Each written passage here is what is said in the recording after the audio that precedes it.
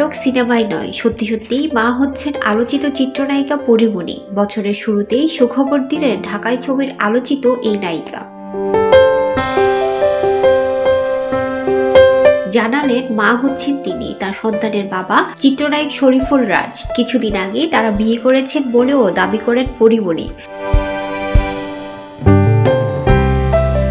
পরীমণি জানান, গেল বছরের 17 অক্টোবর তিনি রাজকে বিয়ে করেন। তাদের সেই বিয়েতে উপস্থিত ছিল দুই পরিবারের সদস্যরা। পরিচালক গিয়াসউদ্দিন সেলিমের গুণির সিনেমার শুটিং করতে গিয়ে কাছাকাছি আসেন এই দুই তারকা। এরপর বন্ধুত্ব ও প্রেম, তারপর বিয়ের সিদ্ধান্ত নেন তারা।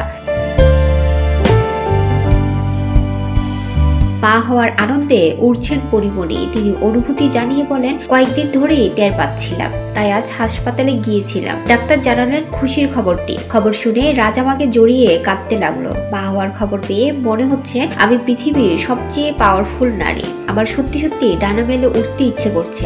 আমার জীবনে সেরা উপহারটি সৃষ্টিকর্তার কাছ থেকে পেতে যাচ্ছি। ভক্ত, বন্ধু ও স্বজনদের কাছে নিজের অনাগত সন্তানের জন্য দোয়া চেয়েছেন পরীমণি। পরী তার সন্তানের নামও ঠিক করে রেখেছেন। কন্যা সন্তান হলে তার নাম রাখবেন রানী, আর পুত্র সন্তান হলে রাজ্য।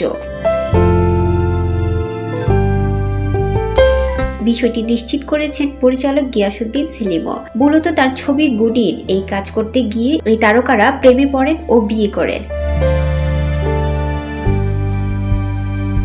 পরীমণি জানান, গিয়াসউদ্দিন সেলিমের ছবির সেটে তাদের এই সম্পর্ক গড়ে ওঠে। বিষয়টি নিয়ে গিয়াসউদ্দিন সেলিম বলেন, কয়েকদিন আগে পরী রাজ আমার কাছে এসে মিষ্টি খাইয়ে ঘটনাটি জানায়। তখন আমি তাদের অভিনন্দন জানাই।